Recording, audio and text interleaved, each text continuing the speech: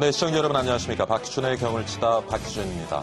중국발 경제 불안이 계속되고 있습니다. 다행히 어제 오늘 폭락했던 주식시장이 반등하는 모습입니다만은 그래도 신흥국 위기로 이어지는 것 아니냐 하는 우려는 여전히 있는 것 같습니다. 특히 이번 중국 상황을 두고 1920년대 미국 대공황 당시와 너무도 닮았다는 얘기도 나오고 있고요. 한동안 세계의 공장으로 불리던 중국 경제, 과연 어디로 가고 있는지, 지금의 위기를 또 벗어날 수 있을지, 우리 경제는 앞으로 어떻게 대응을 해야 될지 여러분과 함께 경을 쳐보도록 하겠습니다. 잠시 후에 다시 찾아뵙겠습니다.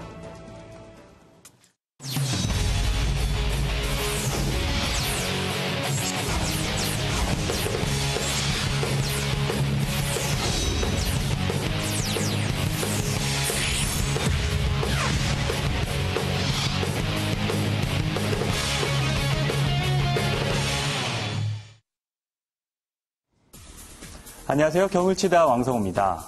중국발 경제 불안이 세계 시장을 뒤흔들고 있습니다. 기초 여건이 취약한 신흥국 시장의 경우 더 큰 충격을 받고 있는데요. 지난 24일 외환시장에서는 말레이시아 링기타가 달러화 대비 4.23 링깃 올랐고요. 인도네시아 루피아 환율도 달러화 대비 17년 만에 최고치를 기록하면서 외환위기 가능성까지 나오고 있는 상황입니다.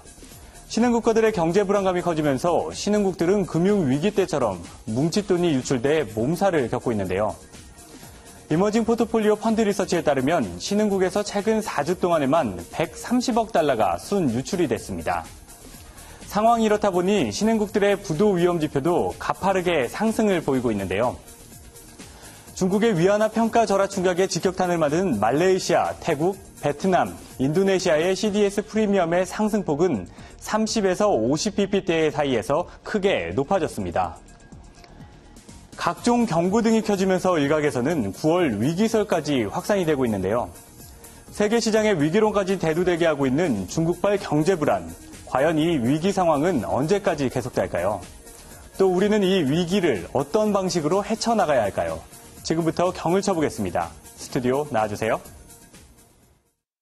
네, 왕성 아나운서 잘 들었습니다. 토론을 시작해 보도록 하겠습니다. 오늘은 두 분 모셨습니다. 먼저 건국대학교 경제학과 최백은 교수 소개 올립니다. 어서 오십시오, 교수님. 안녕하세요. 예.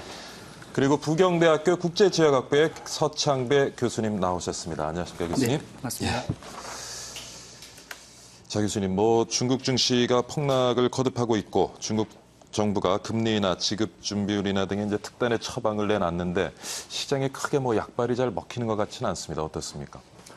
예, 일단 지난 한 6월 중순 이후부터죠. 예. 중국 증시 폭락에 대해서 대부분의 전문가들이 해석을 하는 것이 실물 경제하고 예. 이 괴리된 그러니까 인위적으로 그러니까 증시를 부양을 해왔었는데 그 부양에 의해서 과대평가되어 있었던 실물 경기에 비해 가지고 과대평가되어 있었던 그러니까는 그 증시 간의 괴리가 예. 그러니까 조정되지는 하나의 이런 현상으로 그러니까 이해를 하고 있거든요. 예. 근데 이 문제를 좀 이해하기 위해서는 중국식 성장 모델을 좀 우리가 잠깐 검토할 필요가 있습니다. 예. 사실 글로벌 금융위기 이전부터요. 빠르게는 한 2006년부터요. 경기 순환적인 요인을 제거하고 개선해보게 되면 이미 성장률이 둔화되기 시작했습니다. 중국의 예. 성장률 같은 경우요. 단지 그러니까 우리가 신용 붐에 의해 가지고 그게 좀 가려져 있었을 뿐이었고요. 근데 이 대개 성장 방식이라는 것이 대개 이 투자하고 높은 투자와 그다음에 예. 수출에 의해서 견인이 되어져 왔었던 건데요. 근데 이게 글로벌 금융위기 이후에 무역 증가율이 크게 둔화되어지면서 예. 수출이 그러니까 둔화되어지게 되고 그다음에 투자에 의해서 되었던 것들도 그러니까 자본의 효율성이 굉장히 떨어지면서 그것도 그러니까 좀 약화가 되기 시작하고요. 그런 상황 속에서 이 성장률 둔화가 나타나기 시작했죠. 예. 여기에 대한 대응으로서 소위 선진국에서 양적 완화로 그러니까는 금융시장 부양을 그러니까 추구했듯이요. 예. 중국 같은 경우도 증시 띄우기를 좀 저는 추구했다고 봐요. 그래서 서민들의 주머니를 좀 두둑하게도 만들어 줄 겸. 예. 그다음에 기업들 같은 경우 부채가 굉장히 부채 부담이 크게 증가했는데 예. 기업들 같은 경우 주식시장에서 자본 조달을 좀 용이하게 해줌으로써 부채 예. 부담도 좀 줄이게 하고요. 이런 방식이라든가 그다음에 우리가 성강통, 후강통을 도입을 하면서 애국 자본, 해외 자본에다가 문을 열고요. 예. 하면서 소위 말해가지고 중시 띄우기를 좀 이제 지난 몇 달 동안 했었었죠. 근데 이제 이게 이제 실물 경기가 뒷받침이 되지 않은 상황 속에서 예. 이게 이제 띄워지는 상황 속에서 단기간 내에 굉장히 이제 고속 성장을 했죠. 중국 증시가요. 예. 이게 이제 조정되어지는 과정인데 문제는 지금 최근에 지금 그러니까 우리가 이 중국 증시 폭락이 계속 지속될 것이냐 아니면 이제 그러니까 멈출 것이냐 하는 것에 대해서는 두 가지 힘이 저는 작동한다고 봐요. 예. 하나는 이제 그러니까는 예국인 자본들 중에서요. 모든 예국인 자본이 그런 건 아닌데 예국인 자본들 중에서 중국의 실물 경기에 대해서 굉장히 의구심을 갖는 이런 경향들이 좀 있습니다. 예. 한 측면이 있어요. 그러니까 즉 뭐냐면 중국 정부의 공식적인 통계를 좀 신뢰를 좀 못하겠다 하는 이런 이제 측면들이 있거든요. 예. 그거는 이제 우리가 과거 글로벌 금융위기 때 미국에서 우리가 리먼 브러스 파산이 일어났을 때 그 위기가 굉장히 커다랗게 증폭됐던 이유를 우리가 좀 이제 반면교사 삼을 수 필요가 있는데요. 당시에 연준이나 미국 정부에서 그것을 굉장히 제대로 대응을 하지 못했던 이유가 그 부실 자산의 규모를 정확히 파악할 수가 없었기 때문이었습니다. 그런 것처럼 지금 그러니까 중국의 실물 경기의 둔화도 이게 어느 정도인지 깊이가 어느 정도인지 이것에 대해서 그러니까 좀 신뢰를 못하는 이제 그러니까 좀 불확실성에 대해서 이런 이제 경향이 있다 보니까 해외 자본들이 이제 못 믿겠다 해서 유출되는 게 하나의 힘이 있고요. 그다음에 이제 중국 정부에서 이걸 막으려고 계속해서 이제 그러니까는 막으려고 하기 때문에 유동성을 공급을 해가지고 소위 방어적인 성격이죠. 외국인 자본 이탈에 대한 방어적인 성격으로서 중국 정부의 개입 이 힘이 그러니까 지금 이제 작동을 하는 것 같아요. 그런 이제 거기에 이제 플러스 이제 선진국이나 신흥국가들의 증시가 좀 이제 안정을 찾으면서 이제 이게 이제 그러니까 좀 이제 그 추가적인 역할을 좀 하고 있는 것 같고요. 지금 뭐 중국 증시 구조적인 문제로 증시가 이제 폭락을 하고 있는 것 같은데 네. 중국 정부가 내놓은 이런저런 처방들이 네네. 별로 효과가 없는 것 같습니다. 근데 일부 전문가들은 오히려 요번에 내놓은 그런 여러 가지의 특단의 조치들이 장기적으로는 오히려 독이 될 것이다 하는 견해도 있는데 교수님께서는 어떻게 보시는지? 저도 지금 이제 근본적인 해결책을 내는 건 아니고, 예. 그리고 지금 당장 금리 인하나 지준율 인하가 어떤 그 단기적인 효과를 보기보다는 장기적으로 10월 내지는 11월 이후로 이렇게 내다보는 견해가 좀 많은 것 같습니다. 그리고 기본적으로 중국 정부가 내놓은 정책에 대한 신뢰가 예. 어떻게 쌓이느냐에 따라서 그것이 이제 증시에 반영이 되고 이렇게 실물 경기에도 많이 반영이 될 거라고 이렇게 생각이 되는데요. 일단은 저는 이제 그런 생각이 들더라고요. 그러니까 이게 지금 급락이 문제라기보다는 6월 초에 있었던 급등세가 오히려 좀 이상징후였다. 그러니까 오버슈팅 됐다는 얘기들도 많이 하고 있거든요. 그러니까 오히려 그게 이제 서서히 올라왔으면 모르는데 급등하는 추세를 보였고 거기서는 일정 부분은 이제 외국인이 중국 증시에서는 사실은 외국인이 주도하는 세가 많이 좌우를 하고 있거든요. 예. 개인 투자자들이 비중은 85%는 높지만 예. 그것보다는 오히려 외국인들이 여러 가지 급등이나 급락을 좌우하는 모습을 많이 보여주고 있기 때문에 사실은 그런 것들에 대해서 약간은 좀 중국 경제에 대한 생각도 외국인들이 이제 많이 하겠습니다만 일정 부분은 중국 경제에 대한 구조적인 문제와 함께 그런 그 중국에 대한 일정 부분 이제 시험대를 한번 좀 띄어 올려 보이는 그런 모습들이 좀 같이 병행해서 나온 게 아닐까라는 생각이 듭니다. 그런데 아까 말씀하신 것처럼 이제 실물 경기 개선이 저도 이제 중요하다고 보거든요. 그게 이루어지면 이제 근본적인 해결책이 될 것 같은데 당분간은 지금 그 금리 인하나 지준율 인하로는 그게 그렇게 실물 경기까지 반영이 될 거라는 얘기들은 많이 안 하고 있습니다. 그런데 그러니까 효과가 단지 없는 것인지 아니면 장기적으로 봤을 때 금리 인하라든가 지준율 인하가 더 장기적으로는 예. 장기적으로는 저는 효과가 있을 거라고 효과는 있을 긍정적인 것이다. 예. 효과가 있을 거라고 생각을 하고 있습니다. 그렇군요. 네. 뭐 한동안 세계 우리도 뭐 중국을 등에 업고 사실 일정 기간 성장을 꾸준히 해왔는데 이제 중국 경제가 조금 힘들어지면서 뭐 우리나라를 비롯해서 세계 각국의 우려가 좀 높은 것 같고요. 뭐 중국 세계 공장이라 그러다 요즘 뭐 좀비 경제로 전락했다라는 아주 그냥 좀 지나친 표현까지 여기저기서 나오고 있는데 중국 경제 어떻게 보세요? 이제 힘이 다한 거라고 보시는지요? 저는 뭐 좀비 경제 전락은 근거가 없는 얘기라고 보고요. 예. 지금 이제 중국 경제가 이제 구조적인 전환기에 지금 전환기를 맞이하고 있습니다. 그러니까 한 가지 제가 이제 비유를 하나 할게요. 우리나라 이제 혹시 92년도경에 박 교수님께서는 한국에 계셨는지 모르겠는데요. 예. 92년도에 우리나라 경제 성장률이 6.2%였었습니다. 근데 그 당시 굉장히 그걸 경기 침체라고 표현했었어요. 그렇죠. 예. 예를 들면 그 이전에 5년 동안에 86년부터 91년 동안에 연평균 10.5%로 이렇게 성장을 하다가 예. 갑자기 6.2% 떨어지니까는 그다음에 93년도에도 한 6.8% 기록했습니다. 6% 떨어지니까는 예. 이게 거의 적응이 잘 안 되는 거죠. 근데 6%면 지금 생각하면 굉장히 높은 성장률이잖아요. 성장이죠. 예. 근데 그 당시에는 그걸 경기 침체라고 신문에서도 그렇게 표현을 하고 그랬었습니다. 예. 경기 침체라고요. 이런 표현을 하고 있었는데 그랬을 때 그 결과로서 우리나라 같은 경우는 이제 그 이후에 해외 자본 이제 그러니까 유입을 자본시장 개방하면서 그게 이제 결국 IMF까지 이어지는데 예. 이제 중국 같은 경우는 사실 2005년부터 내수주도 성장으로 이미 전략을 바꾸고 있습니다. 근데 물론 이제 그것이 생각만큼 이제 그러니까는 좀 이렇게 진행이 되지는 않고 예. 있는데 그건 뭐 이제 구조적인 문제도 있고 그런데 가계 소비를 이제 증가시키는 데 한계가 있는 여러 가지 문제도 있는데요.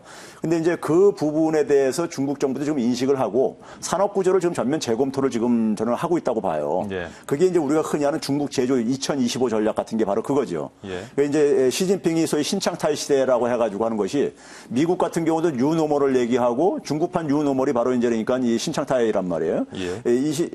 중국 제조 2025에 거기에 키워드는 결국 모방에서 창신으로 나는 이런 표현이 있습니다. 지금 우리 경제가 지금 직면한 것도 뭐냐면 그동안 추격형 모델에서 그렇죠. 이제는 그렇게 창조형 모델로 바꾸자는 이런 걸 하고 있듯이 중국도 이제 그러한 문제 지금 직면하고 있는 거예요. 예. 이제 그런 상황 속에서 이 문제를 얼마나 그러니까 성공적으로 돌파하느냐. 여기에 이제 그러니까 중국 경제가 이제 그러니까는 지속 가능할 것이냐 아니면 성장률이니까 우리가 비관적으로 보는 사람들처럼 그러니까 좀 이게 빠르게 둔화될 것이냐. 예. 이 갈림길에 저는 좀 있다고 봐요. 근데 제가 지난번에 한번 출연해서 한번 얘기했듯이 이 부분은 결국은 뭐 선진 국가들도 갖고 있는 과제이긴 한데 우리나라도 마찬가지로요. 이거 혁신 역량에 달려 있는 겁니다. 근데 혁신 역량이라는 것은 결국은 뭐냐면 우리가 차이라든가 다양성이 이게 전제가 되는 부분인데 이게 저는 중국의 권위주의 체제하고 이게 잘 이게 맞을까 하는 이런 이제 우려심은 좀 갖고 있습니다. 중국도 결국은 다양성이 결국은 이제 다원화되어지고 민주주의 심화되는 이런 과제를 어떻게 이제 그러니까는 소화해낼 것인가. 그게 이제 저는 경제 구조의 개편하고도 밀접하게 관련이 있을 거라고 봐요. 정치 역량이 굉장히 중요한 역할을 할 것이다. 교수님께서 그 부분은 어떻게 보세요? 저도 결론부터 말씀드리면 중국 경제의 성장 가능성은 여전하다라는 생각이 들고요. 예. 그 대표적인 반증 중에 하나가 이제 최근에 하고 있는 이따이로, 1대1로라는 정책하고 AI에 비해서 유럽 국가들이 이렇게 결집하는 모습들, 그런 것들이 특별히 더 이렇게 반영하는 게 아닐까라는 생각이 들고요. 특히 중국이 외환 보유고를 또 거의 3조 6천억 달러 이상을 좀 보유하고 있지 않습니까? 이런 것들도 충분히 중국 경제의 그 성장 가능성을 반영을 하고 있다. 그리고 아까 교수님께서 말씀하신 것처럼 중국의 신창타이 뉴노멀과 서양의 뉴노멀은 좀 약간 틀린 것 같습니다. 그러니까 다른 것 같습니다. 뭐냐면 서양에서 말하는 거는 원래 성장세에서 저성장이 이제 정상 상태처럼 보이는 거지만 중국은 과거의 고속 성장이 사실은 비정상 상태였거든요.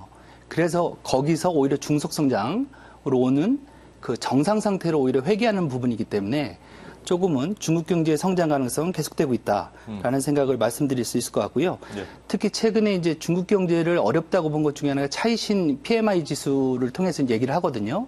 근데 사실은 여기서 아까 교수님께서 말씀하신 게 시진핑 정부에서 가장 강조를 하고 있는 건 서비스 산업의 육성입니다. 서비스 산업의 구조적인 업그레이드, 이게 있기 때문에 이게 반영이 안 돼 있고 최근에 2013년부터는 GDP에서 차지하는 2차 산업 대비 3차 산업의 비중이 더 높아졌기 때문에 이런 것들이 반영이 돼야 될 필요가 있기 때문에 중국 경제의 지속 성장은 충분히 가능하다라고 생각을 하고 있습니다. 근데 지금까지 어떤 그 공산당 중심의 그런 어떠한 집약적인 어떤 그 투자 그리고 경제 성장 이런 것들이 주요했는데 아까 말씀하신 것처럼 앞으로의 중국의 경제는 중국이 가지고 있는 혁신성에 달렸다. 근데 중국이 지금 일당 지배 체제에서 그게 가능하겠느냐? 뭐 이런 의견이 많습니다. 그 부분은 어떻게 보고 그렇죠. 계세요? 그게 이제 제가 이제 자신 주장하는 부분인데 예. 지금 서 교수님이 지금 이제 서비스 산업을 얘기를 하셨는데요. 예. 중국의 이제 개혁과 관련해 가지고 해외에서 이제 그러니까는 좀 의구심을 갖는 부분 중에 하나가 2005년부터 그러니까 사실 중국도 내수주도 성장으로 바꾸면서 이게 좀 이제 지지부진했던 이유가 민간 소비 역할이 좀 제대로 그러니까 제 역할을 못했던 이유 중에 한 가지가 중국 가게들 같은 경우 보게 되면 굉장히 저축률이 굉장히 높습니다. 뭐 세계 기준으로 보게 되면 굉장히 그 이상할 정도로까지 높은데 그 이유가 이제 그러니까 우리가 가계 같은 경우 이제 그러니까는 교육이라든가 주거라든가 연금이라든가 이런 노후라든가 이런 문제들, 의료라든가 이런 것들을 개인들이 많이 해결을 하려다 보니까는 그걸 대비해가지고 저축을 많이 하고 있는데 이 연금 개혁이라든가 의료 개혁이라든가 이런 것들이 그러니까는 제대로 진행이 안 되어지게 되면은 가계 그러니까 소비가 제대로 살아나기가 좀 어려울 것이다. 하는 것이고요. 가계 소비가 그러니까는 이 제대로 성장을 하지 못하게 될 경우에는 이제 물론 이제 소득 불평등도 거기에 역할을 하고 있는데요. 그게 살아나지 못할 경우에는 서비스 산업에 그러니까는 이 발전도 굉장히 제한적일 수밖에 없다. 우리가 흔히 서비스 산업 같은 경우는 상대적으로 비교육제이기 때문에 내수가 굉장히 뒷받침이 돼야지만이 성장할 수가 있는 산업입니다. 그렇죠. 그런데 이제 중국이 서비스 부분이 굉장히 양적으로는 성장하고 있는데도 불구하고 중국도 결국은 이제 핵심 부분은 결국 뭐냐면 좋은 일자리를 만들어야 되는 거예요. 근데 이제 서비스 부분에서 좋은 일자리가 많이 안 만들어지고 굉장히 질 낮은 일자리가 굉장히 많이 만들어지고 있는 이런 상황 속에서 서비스의 양적 팽창이라는 것이 굉장히 질적으로 이게 발전이 수반되지 않는 이런 상황 속에서는 중국의 이제 성장의 지속 가능성에 대해서 굉장히 이제 의구심들을 갖고 있는 부분이 있죠. 그러다 보니까 중국 정부에서 아까 이제 서 교수님께서 AIB라든가 1대1로 사업도 얘기했죠. 그것도 굉장히 저는 중요한 기여를 할 거라고 봐요. 근데 이제 결국은 중국의 이제 산업 구조를 얼마나 이제 업그레이드 시킬 것이냐. 중국의 제조업을 업그레이드 시키고 그다음에 이제 제조업에서 이제 그러니까 일자리 창출이 이제 좀 이제 제한적이다 보니까는 이거 새로운 일자리를 만들 수 있는 새로운 산업 체계들을 굉장히 얼마나 육성할 수 있을 것이냐. 그래서 뭐 인터넷 플러스라든가 무슨 뭐 이런 얘기가 나오는 이유가 그런 산업 체계를 조금 더 다양화시켜가지고 그래서 중국의 그러니까 실물 경제를 좀 더 강화시켰다는 이런 생각들이거든요. 그게 이제 얼마나 성공하느냐의 관건은 저는 이제 혁신 역량에 달려있다고 보는 거죠. 결국 이제 우리가 산업의 고부가 가치화를 추구하는 거기 때문에 그런 점에서 이제 그러니까 저는 혁신 역량이 굉장히 중요하다고 보는 것이고 그런 부분은 한국의 직면한 문제와 똑같은 것이고 사실은요. 선진 국가들도 정도 차이는 있지만 비슷한 문제에 직면하고 있다고 봐요. 저희가 추가적으로 하나만 더 말씀을 드리면 제가 과거에 그 북경에서 주전으로 근무를 했었거든요. 근데 그때 저희 직원들 그 사회보장 체계와 지금은 많이 달라졌습니다. 특히 뭐를 보면 알 수 있냐면 저축률이거든요. 과거에는 연금이라든가 사회보장 체계가 잘 안 되는 바람에 중국의 저축률이 너무 높아서 그게 오히려 경제 성장에 걸림돌이 된다는 얘기를 했었거든요. 근데 지금은 저축률이 많이 낮아졌습니다. 그 이유 중에 하나는 사회보장 체계가 많이 이제 완비가 되고 있고, 그리고 그러한 가운데 이제 사람들의 소비가 많이 늘어난 부분이 있고요. 그리고 또 하나 이제 서비스 산업의 육성과 관련해서 중국이 이제 추진하고 있는 게 신형도시화를 얘기하고 있거든요. 스마트 시티 건설과 함께. 이런 것들이 서비스 산업 유통이라든가 여러 부분에 있어서 서비스 산업 강조가 되고 있고, 아까 교수님께서도 말씀하셨습니다만 혁신과 관련해서는 사실은 중국의 ICT 시장을 ICT 그 서비스 시장을 본다 그러면 2018년 정도 되면 미국 ICT 시장을 앞지르는 걸로 이렇게 나타나고 있거든요. 그런 것들이 이제 크게 차지할 것 같다라는 생각이 들고, 그리고 또 하나 일자리 창출 아까 말씀하셨는데 중요한 것 중에 하나는 뭐냐면 서비스 산업에 있어서의 한국과 같은 일자리 창출을 얘기하면 질이 좀 낮죠. 근데 중국에서의 그 서비스 산업이 갖고 있는 임금 수준을 보신다 그러면 최근에 임금 수준이 변화된 거 보신다 그러면 굉장히 높습니다. 그러니까 오히려 그게 중국 경제의 향후 성장에 있어서도 서비스 산업이 차지하는 비중에 대해서 충분히 강조할 만한 그런 내용이라고 보여질 것 같습니다. 일단 두 분은 좀 뭐 단기적으로는 어려움이 있겠지만 장기적으로는 지속적으로 성장해 나갈 것이다라고 의견이 모아지는 것 같습니다. 근데 교수님, 중국발 쇼크, 지금 뭐 문제가, 신흥국 시장이 굉장히 지금 특히 외환 시장이 문제가 있는 것 같아요. 말레이시아, 인도네시아 같은 경우는 외환위기가 오는 것이 아니냐는 우려가 굉장히 있고, 우리 IMF 때도 뭐 태국에서 외환위기가 시작돼서 또 우리나라로 전이된 부분이 있기 때문에 우리가 더 신경을 지금 쓰지 않을 수 없는 부분인데, 교수님 어떻게 보세요? 신흥국 시장의 위기. 신흥국들 같은 경우가 지금 글로벌 금융위기에 여러 가지 악재가 지금 중첩되고 있어요. 자체적으로는 잠재 성장률이 둔화되고 있고요. 그다음에 이제 신흥국가 같은 경우도 이제 몇 개 그룹은 나눌 수가 있겠는데요. 뭐 동유럽 국가 같은 경우는 이제 그러니까는 그 서유럽에서 굉장히 자본들이 유입되던 것들이 그게 이제 그러니까 더 이상 이제 그러니까 이렇게 자금 조달이 굉장히 용이하지 않고 있고요. 그다음에 이제 뭐 동아시아 같은 경우라든가 그다음에 이제 이 상품 수출 국가들, 에너지라든가 이제 상품 수출 국가들 같은 경우들은 사실 이제 이 그 선진 국가의 어떤 하나 경기 호황에 굉장히 비례해가지고 굉장히 성장을 크게 했었었죠. 근데 이게 성장률이 굉장히 크게 둔화되고 있습니다. 선진 국가들과 중국의 경제 성장 둔화에 따라서요.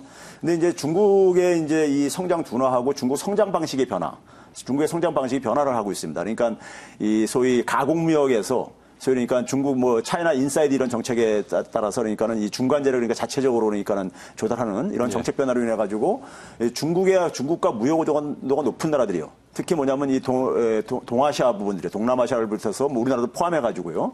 이 나라들은 굉장히 다른 지역에 비해서 중국에 대한 의존도가 굉장히 높습니다. 사실상 저는 중화경제권에 이미 포섭됐다고 생각을 표현을 하고 그러는데요. 예. 이제 그런 나라들은 영향을 많이 받을 수밖에 없죠. 중국이 성장이 둔화가 되고 중국이 그러니까 자급자족률이 높아지고 그러다 보니까는요. 타격을 받을 수밖에 없는데 특히 이제 에너지라든가 1차 상품을 수출했었던 예. 뭐 말레이시아라든가 뭐 인도네시아라든가 이런 나라들 같은 경우 그 타격이 더 클 수밖에 없죠. 그래서 이제 근데 단지 뭐냐면 이제 97년도하고 이제 차이라고 이제 좀 얘기를 한다면요. 97년도에는 당시에 이제 이 동아시아 국가들이 외환 보유고보다 우리나라도 마찬가지고 대외 채무가 더 많았었습니다. 예. 그러다 보니까는 투기성 자금들이 그러니까 빠져나가면서 이게 그러니까 유동성 위기로 이제 통화 위기로 이제 발전을 했었는데 지금은 이제 이 동아시아 국가들이 되게 외환 보유고들이 굉장히 좀 안정적으로 많이 확보를 하고 있는 상황입니다. 예. 이제 그런 점에서 이제 좀 차이가 있고요. 그럼에도 불구하고 아까 얘기했듯이 신흥 국가들이 굉장히 지금 상황이 지금 안 좋은 상황이다. 그래서 굉장히 과거보다도 그러니까 외화 자금의 유출 규모는 굉장히 큰 상태입니다. 예. 굉장히 커졌는데요. 한 2.5배 정도 과거보다 이제 커졌는데요. 그러다 보니까는 이것이 그 신흥 국가들 중에서 특히 펀더멘털이 나쁜 나라들, 예. 그다음에 이제 상품 수출 국가들한테는 이게 그러니까 무역 수지 적자로 이어질 수 있고 그것이 이제 외환 보유고 이제 감소라든가 이것이 이제 통화 위기로 이제 굉장히 발전할 수 가능성은 얼마든지 있죠. 얼마 전에 이제 중국점과 위안화 평가를 절하했습니다만은 그 부분도 지금 말레이시아나 인도네시아 같은 신흥국 경제에 또 아무래도 영향을 미칠 수밖에 없겠죠. 일정 부분 영향을 미쳤다고 볼 수 있겠죠. 아무래도 이제 중국과의 이제 교류와 관련해서도 교역과 관련해서도 많은 부분을 차지하고 있기 때문에 충분히 일정 부분 영향을 미쳤다고는 생각이 되는데요. 근데 저는 조금 이제 지금 현재 말레이시아나 인도네시아, 그다음에 필리핀 같은 신흥국들이 갖고 있는 그 불안 요인 중에 하나는 위안화 평가절하보다는 오히려 9월 달에 있을 그 미국의 금리 인상과 관련된 사전적인 영향이 너무 크다. 그거에 따라서 자체적으로 대외 채무라든가 이런 것들이 높은 국가들을 그다음에 원무자재 수출국들이 좀 전반적으로 예. 많은 타격을 받고 있는 게 아닐까라는 생각이 들고 있습니다. 뭐 위안화 평가 절하 부분 일정 부분 영향은 있겠지만 그것보다도 미국의 금리 인상이 더 큰 요인이 될 수 있을 것이다라고 교수님 말씀을 하시고 이게 이제 기름에 기름에 아니요 좀 불에다가 이제 기름을 붓는 격이 될 겁니다. 아마 예. 그게 되게 된다면요. 근데 어떻게 미국 금리 인상은 뭐 어떻게 점치십니까? 연내는 하겠죠. 9월에는 좀 연기가 될 수 있을 것 저는 지금 연준이 굉장히 고민에 빠졌다고 봐요. 예, 예. 하나는 뭐냐면 연준은 기본적으로 국내 여건만 가지고 금리 결정한다는 것이 예. 기본적인 자기들의 입장이었습니다. 왜 그러냐면 그것은 우리가 경제학에서 통화정책의 독립성을 얘기를 합니다. 통화정책의 독립성을 확보하기 위해서 변동환율제도 도입하는 것이고 자본시장 자유도 하고 있는 건데 그렇기 때문에 미국 같은 경우는 자신들의 그러니까는 경제 환경을 조절할 수 있는 가장 주요한 수단인 통화 정책을 예. 해외 여건에 의해서 그러니까 영향받는 것을 굉장히 그러니까 용납하기가 어려운 거예요. 그러다 보니까 국내 여건으로는 굉장히 금리 인상의 조건이 굉장히 무르익었다. 그다음에 뭐 엊그저께 이렇게 발표됐지만 성장률도 굉장히 좋게 나오고 있고요. 그러니까요. 그러다 보니까는 금리 인상이 불가피한 게 아니냐 이런 이제 측면이 이제 있는 것이고요. 예. 그다음에 이제 반면에 이제 이 중국발 쇼크가 즉 해외 쇼크에 의해 가지고 달러 강세 같은 이런 것을 그러니까 이 미국도 그러니까는 금리 정책에 통화 정책에 반영을 해야 된다 해가지고 금리 인상 시점이 아니다 지금 현재로서는 아니다라는 이런 이제 이 주장들도 꽤 강하게 존재하고 있는데 저는 개인적으로 적어도 9월 달은 금리 인상 시기는 좀 안 했으면 좋겠어요. 금리 인상은 9월 달은 좀 안 했으면 좋겠습니다. 예, 예. 했을 경우에 굉장히 나중에 제가 볼 때 실수로 평가받지 않겠나 하는 이런 생각을 갖고 있습니다. 아무래도 이제 금리가 또 인상되게 되면 지금 안 그래도 신흥국 위기 소리 돌고 있는데 투자된 자금들이 빠져나가게 되면 더 또 위기가 가중될 수가 있겠죠. 자, 오늘 중국발 쇼크, 신흥국 시장에 미칠 영향, 뭐 2부 순서에서는 또 우리 경제에 미칠 영향 살펴보겠습니다만은 신흥국 시장에 미칠 영향을 살펴봤습니다. 지금 1시 24분 5초 지나고 있는데 이 시간 우리 증시 어떻게 흘러가고 있는지 살펴보고 가겠습니다. 시황센터 연결해 보겠습니다. 시황센터 나와주십시오. 네, 매일경제TV 시황센터입니다. 코스피 코스닥 지수 4거래일 연속 급반등하면서 좋은 흐름을 보이고 있는데요. 자, 앞서 살펴본 바와 같이 중국발 악재가 좀 잦아드는 모습을 보이고 있고요. 이제는 시장의 관심이 중국에서 이제 미국으로 옮겨가고 있습니다. 간밤 미국장이 2% 넘는 급등 현상을 보이면서 역시 세계 증시가 좀 변동성이 잦아드는 투자 심리가 완화되어가는 모습을 보이고 있습니다. 코스피도 역시 마찬가지고요. 1.43% 오르면서 1935.29포인트를 가리키고 있습니다. 중국발 쇼크가 전해지면서 코스피 코스닥이 급락을 했는데요. 코스피도 역시 그 직격탄을 피해가지 못했죠. 하지만 4거래일 연속 급반등하면서 그 낙폭을 만회해가고 있는데 그 낙폭의 그 양이 40% 정도, 약 절반가량 정도 만회해 나가고 있습니다. 그래서 이제 2000선 탈환에 욕심 생기고 있고 가능하다라는 의견이 들리고 있습니다. 그런데 이제 외국인이 계속해서 매도 행진을 이어가고 있다는 것이 좀 부담입니다. 외국인이 오늘까지 17거래일 연속 우리 시장에서 좀 빠져나가고 있는 모습을 보이고 있고요. 기관이 640억 원 순 매수 우위를 나타내고 있습니다. 개인이 오늘 장중 순 매수세를 보였으나 이내 매도로 방향을 틀어서 현재는 166억 원 매도량이 집계가 되고 있습니다. 자, 코스피보다 코스닥의 반등폭이 더 큽니다. 코스닥 현재 2% 넘는 급등 현상을 보이고 있습니다. 687.33포인트를 나타내면서 690선 눈앞에 뒀는데요. 코스닥은 현재 외국인은 빠져나가고는 있습니다만 개인하고 기관이 동반 순매수를 나타내면서 강하게 지수를 상승 견인하고 있는 모습을 보이고 있습니다. 중국발 쇼크가 던져지면서 이제 세계 증시가 전체적으로 출렁였는데 세계 주요 증시 가운데 가장 큰 낙폭을 기록했던 지수가 바로 이 코스닥입니다. 코스닥 지수 역시 빠르게 반등해 나가면서 690선 코앞에 둔 모습을 보이고 있고요. 자세한 종목 흐름 살펴보겠습니다. 먼저 유가증권 시장 1위부터 5위까지 흐름을 살펴보시면요. 오늘 삼성전자가 0.94% 상승하고 있습니다. 107만 7천 원을 가리키고 있습니다. 아무래도 이 갤럭시 노트 5의 S펜 고장 논란은 있습니다만 판매 호전세가 계속해서 이루어져 있기 때문에 삼성전자가 3분기 실적이 반등할 것이다, 좋아질 것이다 라는 의견이 들리고 있고요. 현대차가 1.36% 하락하고 있습니다. 위안화 평가 절하의 수혜주로서 언급이 되면서 주가가 좀 상승했던 적이 있지만 아무래도 이 실적이 계속해서 감소하고 있다는 점, 오늘 현대차하고 기아차가 좀 급락하고 있습니다. 1.36% 현대차가 하락하면서 14만 5천 원을 가리키고 있습니다. 자, SK하이닉스가 2.96% 2거래일 연속 강세 보이고 있습니다. 최태원 회장이 출소된 이후에 반도체 사랑을 적극적으로 표현을 하고 있습니다. 반도체 시장에 46조 원이라는 거대한 자금을 투자해 나가면서 반도체를 반드시 살리고야 말겠다라는 강력한 의지를 계속해서 표명하고 있죠. SK하이닉스가 외국계 러브콜로 인해서 현재 2.96% 상승하고 있습니다. 자, 제일모직이 오늘 급등하면서 시총 5위 자리에 복귀를 했습니다. 제일모직과 삼성물산의 합병이 4일 남았습니다. 삼성물산과 제일모직이 합병된 이후에 주주 친화 정책이 쏟아져 나올 것이다 라는 증권가의 분석으로 인해서 제일모직이 현재 3.5% 상승하고 있습니다. 코스닥으로 가보죠. 코스닥 시장 1위부터 5위까지 흐름을 살펴보시면요. 다음 카카오의 급등 현상이 눈에 띄는데요. 4.46% 상승하고 있습니다. 13만 3,400원 가리키고 있습니다. 35세의 젊은 CEO가 선임된 이후에 뉴 리더 팀의 기대감이 형성이 되면서 신성장 동력 찾기에 분주한 이 다음 카카오가 계속해서 신규 서비스들을 출시할 것이다라는 기대감이 형성되고 있는데요. 현재 13만 3,400원 가리키고 있고요. CJ E&M 전 사업 부분의 고른 실적 개선세가 나타나면서 주가가 0.83% 상승하고 있습니다. 메디톡스가 오늘 2.06% 오르면서 50만 6,200원, 시총 5위 자리를 지키고 있는 모습 보이고 있습니다. 자, 이렇게 해서 오후 1시 구간 시장 상황을 살펴봤습니다. 시황센터였습니다.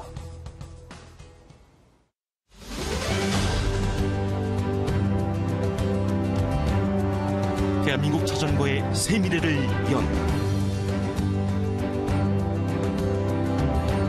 단 한 번의 시선으로 모든 가치.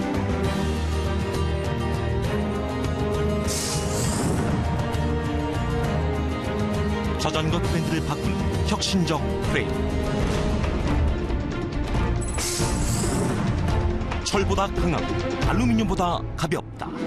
비교하고 또 비교하라.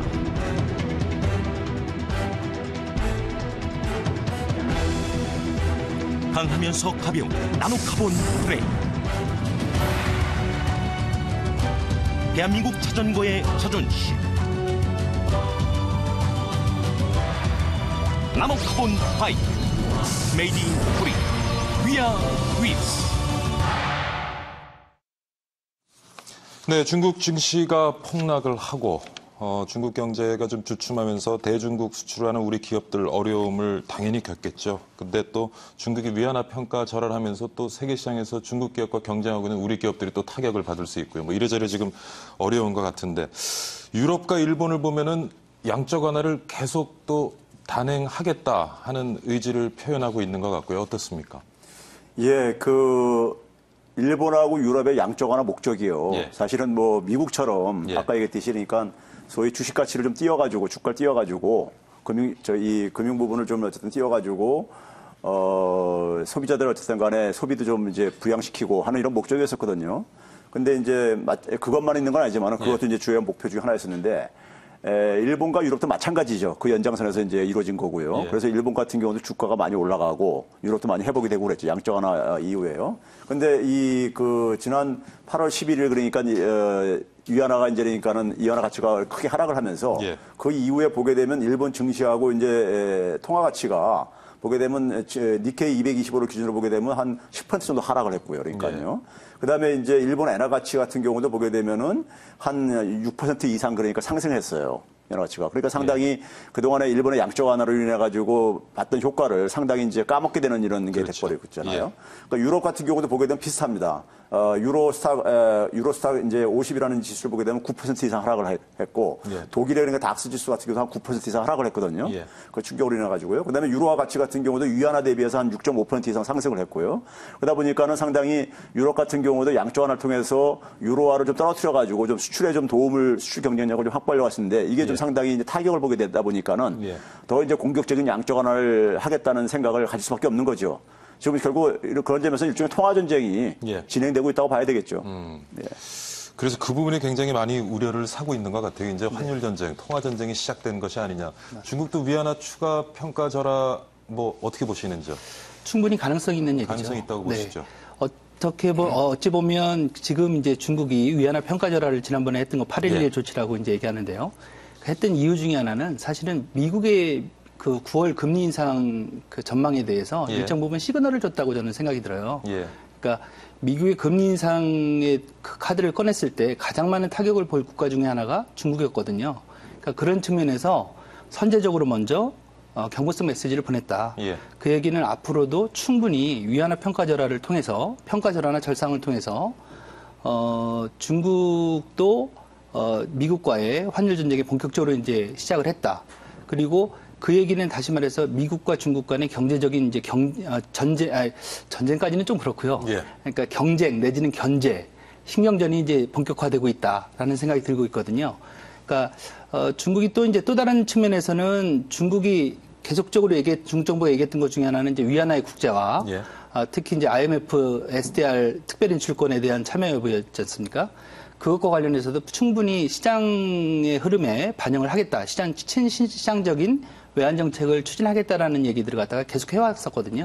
그러니까 그거에 대해 일정 부분은 반로다라는 얘기들이 이제 전반적인 시장의 평가이기 때문에 앞으로도 중국 경제에 있어서의 환율 문제는 충분히 그 시장 흐름에 따라서 그다음에 대외적인 요인에 따라서 충분히 평가 절하가 더 이루어질 수도 있다라는 생각이 들고 있습니다. 아무래도 지금 위안화는 좀 달러에 연동돼 있다 보니까 금리를 미국에서 인상해버리면 위안화 평가 절상이 될 가능성이 높겠죠. 그러다 보니까 지금 뭐 말씀 선제적인 좀 조치를 취했다. 근데 저는 그 위안화 환율 제도에 대해서요.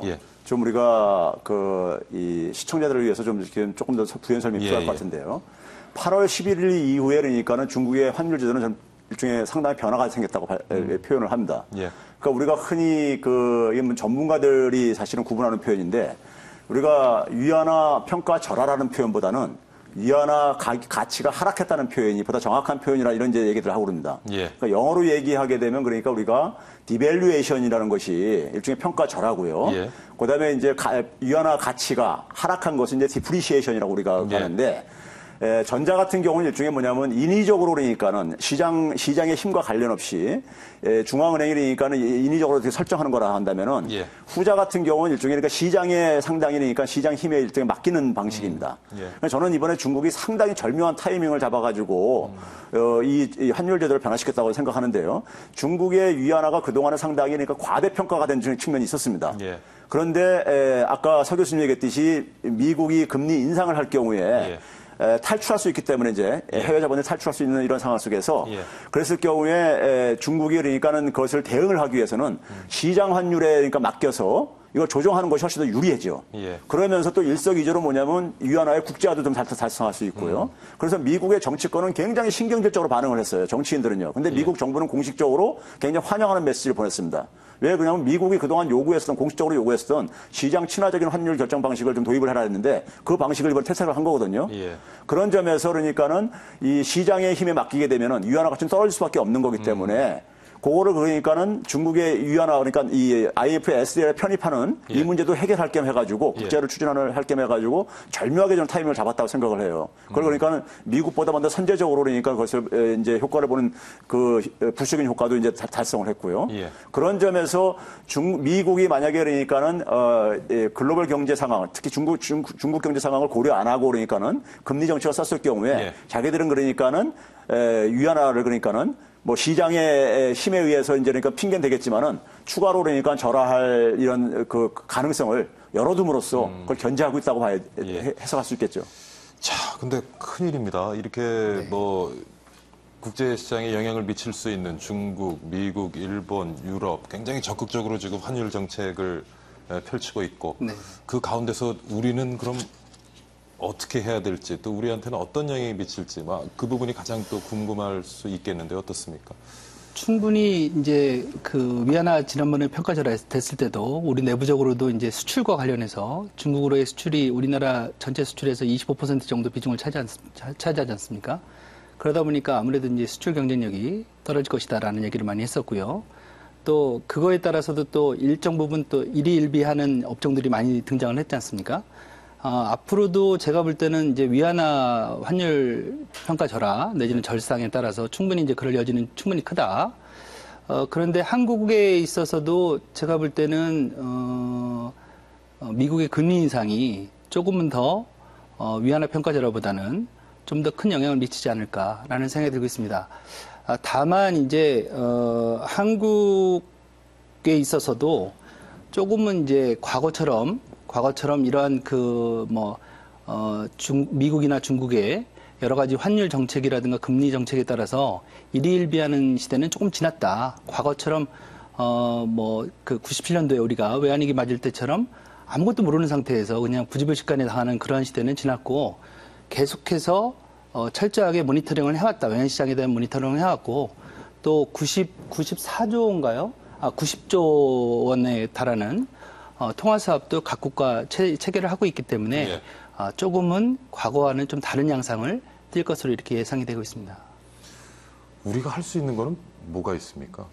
저는 그러니까 흔히 이제 일반 시민들은 이제 IMF 같은 사태가 다시 오냐 안 오냐 이런 걸 궁금해하지만은 그럼 저한테 이제 그런 걸 물어보면은 그런 방식은 오지 않지만은 2008년도에 우리가 보게 되면은 IMF 같은 사태는 아니지만은 굉장히 외환 시장을 우리가 그 변동성이 커지면서 외환 위기라는 표현을 썼었어요. 전문가들은 그러니까 외환위기라는 것을 반드시 IMF 사태 같은 것만 가지고 외환위기라고 하진 않아요. 예. 이 변동성이 굉장히 커지는 것도 그러니까 우리가 외환위기라고 이제 표현을 하고 그러는데 그런 상황은 얼마든지 벌어질 수 있다고 저는 보고 있습니다. 지금 이제 중국이 지난 한 15년 동안에 보게 되면요. 중국의 자금률이, 중간재 자금률이 연 한 1%씩 쭉 이렇게 상승해 왔어요. 상승해 왔거든요. 우리가 중국에 그러니까는 그 자금률이 1% 상승할 때마다 우리나라 그러니까 GDP가 한 0.5% 하락한다는 이런 그러니까 민간 연구소의 이런 추정이 있어요. 제조업 같은 경우는 2% 이상이 하락한다. 예. 저는 그래서 일본에 그러니까 우리가 과거 사례를 우리가 좀 받는 것을 삼을 필요가 있는데요. 일본이 지금 코닥이라는 산업이 지금 그러니까 도산을 했죠. 예. 파산을 했죠. 그다음에 우리가 소니라는 것이 굉장히 지금 추락을 했잖아요. 굉장히 과거에 굉장한 글로벌 기업이었잖아요.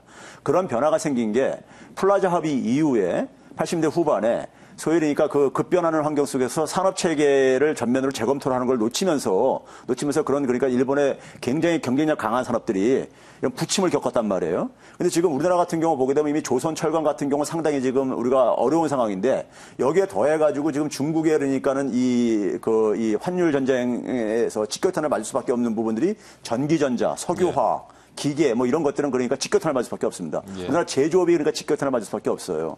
그랬을 경우에 우리나라 제조업의 지금 그러니까 수익성이 굉장히 떨어지고 성장성과 수익성이 떨어지고 있는 국면인데 이게 그러니까 우리나라의 제조업의 경쟁력이 굉장히 악화될 가능성이 그래서 글로벌 경제에서는 그러니까 이류 산업, 이류 기업들로 전락할 가능성은 저는 배제할 수 없다고 보고 있습니다. 예, 예. 그런 점에서 여기에 대한 대응을 그러니까 저는 좀 심각하게 좀 봐야 된다고 생각해요. 그래서 우리가 대응할 수 있는 것은 일단은 내부적인 리스크, 내부의 잠재적인 리스크를 예. 이게 그러니까 우리가 가계부채 같은 경우 예를 들어서요. 그런 것들과 만약에 결합이 됐을 경우에 이건 굉장히 가공할 만한 그러니까 현상을 만들어낼 수 있습니다. 예. 일본 이상의 그러니까 장기 불황을 가질 수도 있고요. 그렇기 때문에 내부의 잠재적인 리스크를 선제적으로 저는 제가 볼 때는 대처를 해야 되고요. 그런 상황 속에서 그러니까 우리가 이 금융시장이 그러니까 우리나라 같은 경우 보게 되면은 외환보유고를 가지고 있는 거에 비해 가지고 예. 이 글로벌 경제 선진국가들이니까 통화정책 변화라든가 환율 변화했을 때 굉장히 그 타격이 크게 받는 나라거든요. 예. 예. 그렇기 때문에 그런 불안정성, 변동성을 그러니까 우리가 일거에 해결하기는 어렵습니다. 예. 그러니까 우리가 예를 들어서 구조적인 어떤 하나의 그러니까 이 자본 통제라든가 이런 걸 도입하기 전에는 굉장히 어렵거든요. 그런 상황이기 때문에 이 변동성을 최소화시키려면 내부 체질을 강화시키는 거라도 우리가 해야 되거든요. 그런 점에서 잠재적인 내부 리스크를 저는 선제적으로 저는 이거를 먼저 그러니까 좀 해결하는 노력이 좀 필요하다고 봐요. 근데 뭐 장기적으로 이제 말씀하신 것처럼 우리 산업 경쟁력을 잃지 않도록 우리가 노력을 해야 되겠습니다. 단기적으로 봤을 때는 계속 이렇게 환율이라든가 이런 변동에 따라서 우리가 굉장히 지금 뭐 영향을 많이 받고 있는데 네. 우리는 좀 이렇게 조금 더 적극적인 금융 정책, 환율 정책 한계가 있습니까? 어떻습니까? 통화가 우리가 원화가 좀 국제화되지 못해서 그런 면이 있나요? 어떻게? 뭐 일정 부분 없잖아 있죠. 아니 유럽도 그러니까, 일본도 지금 양적 완화를 해서 하고 있고 네네. 중국도 위안화 평가자로 하고 있고 네. 우리는 도대체 우리는 어떤 거꾸로 가고 있죠. 그러니까 우리는 이제 어떤 도구가 금리- 있냐는 거지. 그게 굉장히 궁금합니다. 어떻게 보면 이제 제가 먼저 말씀을 드리면 금리 인하는 아니죠. 가계부채 너무 많으니까. 그럼 어떻게 해야 되는 거예요? 그러니까 지금 이제 계속 다른 기분이 지금 답답한 네네. 게 모니터링을 하고 지켜보고 대응을 해야 된다 그러는데 그 대응이 뭔지가 비전문가인 제 입장에서 보면 굉장히 좀 답답하거든요. 저는 이제 그런 생각도 들어요. 그러니까 외환 보유고가 큰 게 중요한 게 아니고 그걸 얼마나 적절히 잘 활용하느냐가 저는 중요하다고 보거든요. 그러니까 외환보유고를 두는 거 말고 이렇게 환율 변동폭에 따라서 그럼 우리가 어떻게 우리는 그 환율의 어떤 뭔가 좀 이렇게 능동적이고 적극적으로 대체할 방법이 없는지 그게 궁금한 거죠.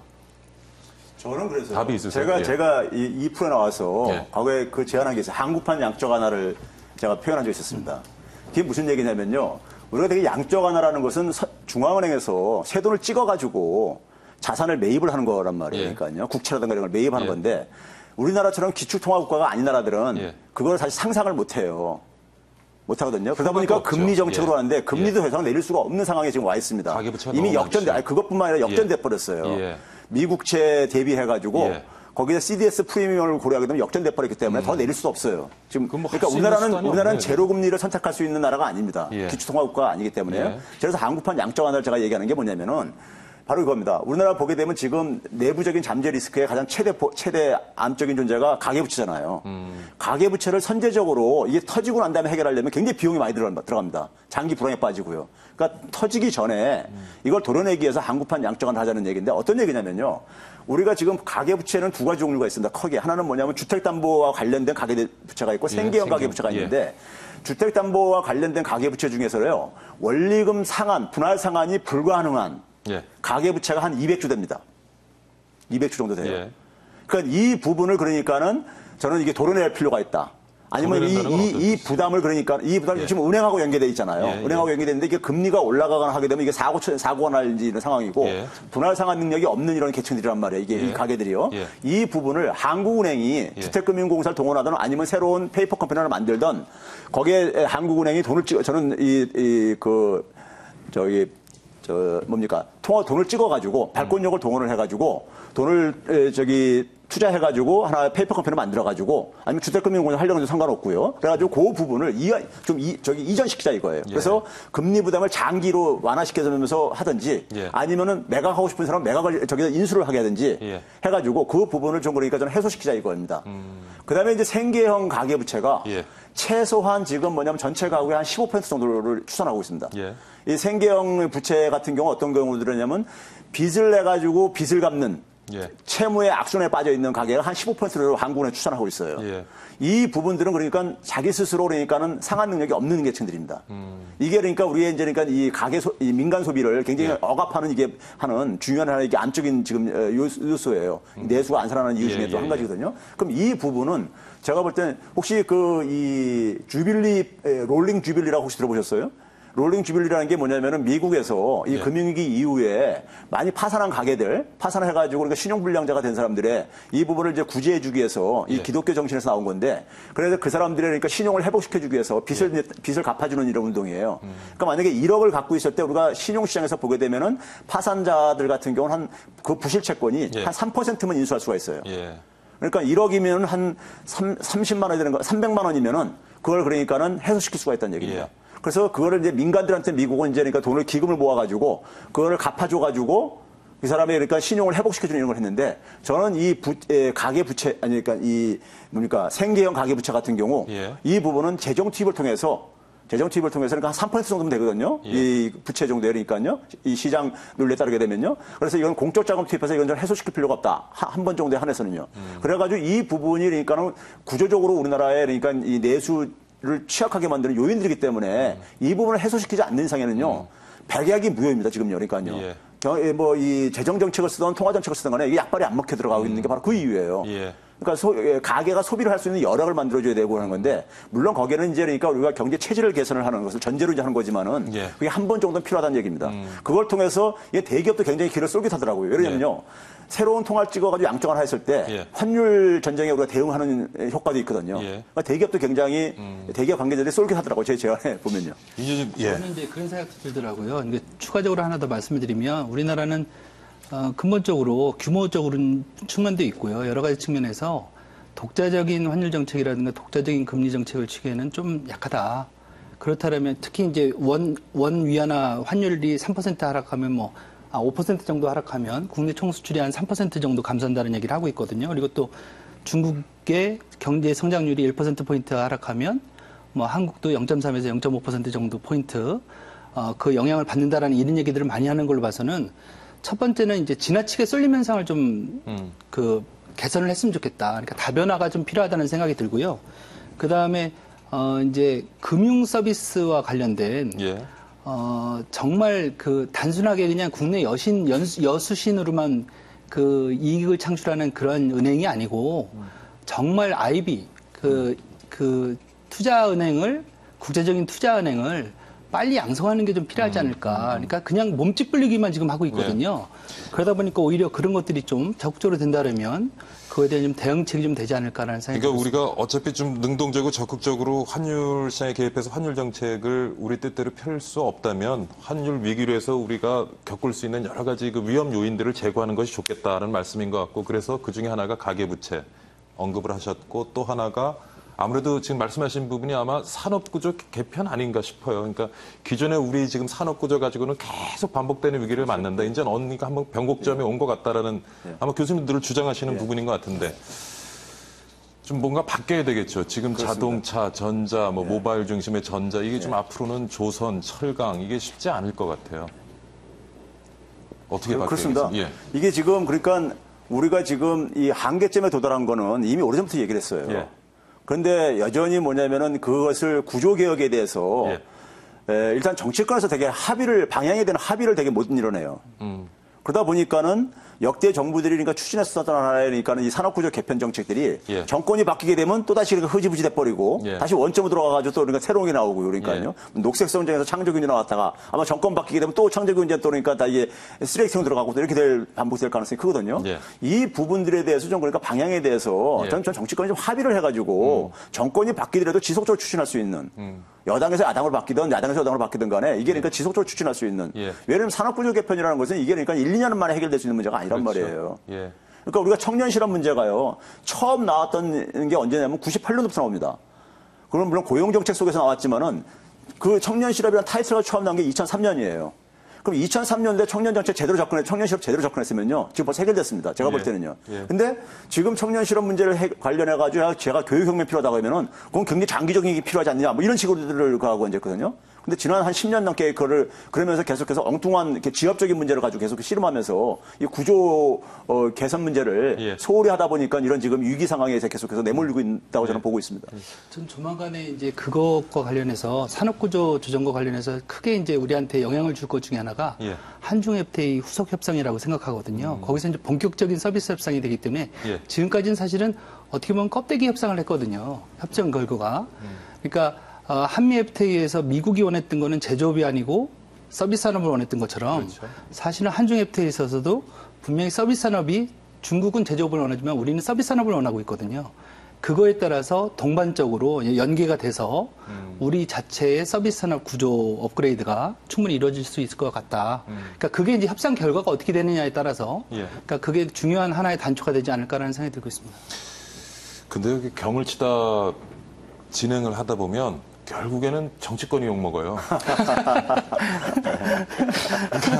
우리가 늘 반복되는 이런 경제 위기를 겪고 하는 것이 일관성 없는 정부의 어떤 정책, 뭐 이런 것들이 늘 문제가 되는 것 같아요. 제가 어제 모 방송에서 이 정부 정책 관련해서 지방세제 개편하고 예. 그다음에 소비 진작책 가지고 했는데 예. 이거에 대해서 전에 제가 봤을 때는 이게 그러니까 내년 총선용이란 말이에요. 예.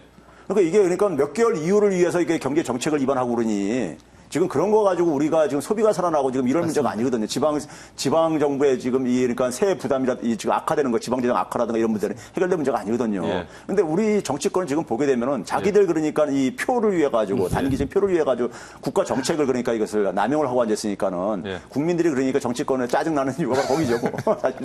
맞습니다. 아유, 참, 네. 우리 뭐 경제 늘 맞는 위기 좀 이렇게 제대로 대응하기 위해서는 정치권에서 좀 주도가 되어져서 정치적 합의를 이뤄내고 좀 장기적인 관점에서 맞습니다. 우리가 해야 될 네. 것들을 좀 조바심 내지 말고 차근차근 해야 될 것 같아요. 언젠가 또 그 먼 미래가 또 눈앞에 다가올 거잖아요. 네. 자, 오늘 뭐 산업 경쟁력 우리가 키워야 된다. 그리고 산업 구조를 재편해야 된다. 그러한 어떤 위기를 지금 맞고 있다는 말씀을 하셨고 아까 교수님께서 금융 쪽에 좀 우리가 더 집중할 필요가 있지 않겠냐. 경쟁력을 키울 필요가 있는 그 부분에 좀 어떤 방향 설정 같은 걸 좀 더 설명을 좀 해주시죠. 아무래도 우리가 선제적으로 먼저 공격적으로 나가는 게 전 좋겠다. 예. 어차피 우리가 할 수 있는 거는 자원도 부족하죠. 국토면적이 작죠. 내수 시장도 그렇게 큰 편이 아니지 않습니까? 그렇다면 서비스 산업과 같이 고부가치 창출할 수 있는 기본적으로 인재가 중심이 되는 그런 그 산업들을 중심으로 해서 조금 더 적극적으로 선제적으로 해외에 대해서 마케팅을 적극적으로 펼치는 게 저는 가장 좋겠다. 그것이 곧 우리에게 가져다주는 효과도 가장 클 것이고 또 최근에 있어서의 전 세계 경제에서 차지하는 비중 자체도 이제는 제조업 비중에서 무역에서 근데 서비스 산업을 많이 제조업만큼 또 넘어갔거든요. 일자리 창출이 안 되는 것은 그거 참 이래도 문제고 저래도 문제예요, 그죠? 물론 이제 고부가치 산업이긴 한데 또 제조업만큼의 그런 또 일자리를 막 이렇게 좀 만들어내지 못하니까 이게 오히려 어떻게 보면 서비스 산업이 더 많은 일자리를 창출할 수 있는데 예. 우리가 희한하게 이게 그 저질의 서비스 일자리가 양질의 너무 많이 서비스 산업을 생겨졌어요. 일으키는 것이 중요하겠죠. 네, 그게 이제 문제겠죠. 얘기를 나누다 보니까 한 1분 정도 남았는데요. 뭐 간단하게 한 30초 정도 정리를 해주시죠. 네, 저는 뭐 서 교수님 말에 기본적으로 동의하면서요. 예. 결국은 이게 지금 경제 체질을 개선하는데 키포인트는 지금 이 사람이 중요한 자원을 좀 등장하고 있습니다. 금융 같은 경우도 결국은 사람이 문제거든요. 예. 산업구조 업그레이드도 결국은 우리가 아이디어 집약적으로 지금 변하는 거기 때문에 결국은 인적 자원이 핵심이에요. 예. 그런 점에서 사람을 어떻게 육성하냐 문제가 굉장히 중요한 하나의 포인트라고 생각합니다. 예. 중국발 환율 전쟁, 금융 쇼크, 우리 경제에 미칠 영향 함께 고민해봤습니다. 오늘 건국대학교 경제학과 최백은 교수 그리고 부경대 국제지역학부 서창배 교수 두 분 모시고 함께했습니다. 오늘 말씀 감사드립니다. 네, 감사합니다. 수고하셨습니다, 교수님. 감사합니다. 예. 자, 중국이 기침하면 한국은 독감에 걸린다는 말이 특히 실감나는 요즘인 것 같습니다. 우리 경제만이 아니라 세계 경제가 아주 몸살을 앓고 있죠. 한편으로는 이번 중국발 경제 혼란을 위기보다는 중국 경제 변화 과정으로 해석하는 시각이 옳을 것도 같습니다. 뭔가 우리 경제 전략적인 대응이 더 필요한 것이 아닌가 싶습니다. 자, 박희준의 경을 치다 오늘은 여기서 줄이겠습니다. 다음 시간에 다시 건강한 모습으로 찾아뵙겠습니다. 시청해주신 여러분 감사드립니다.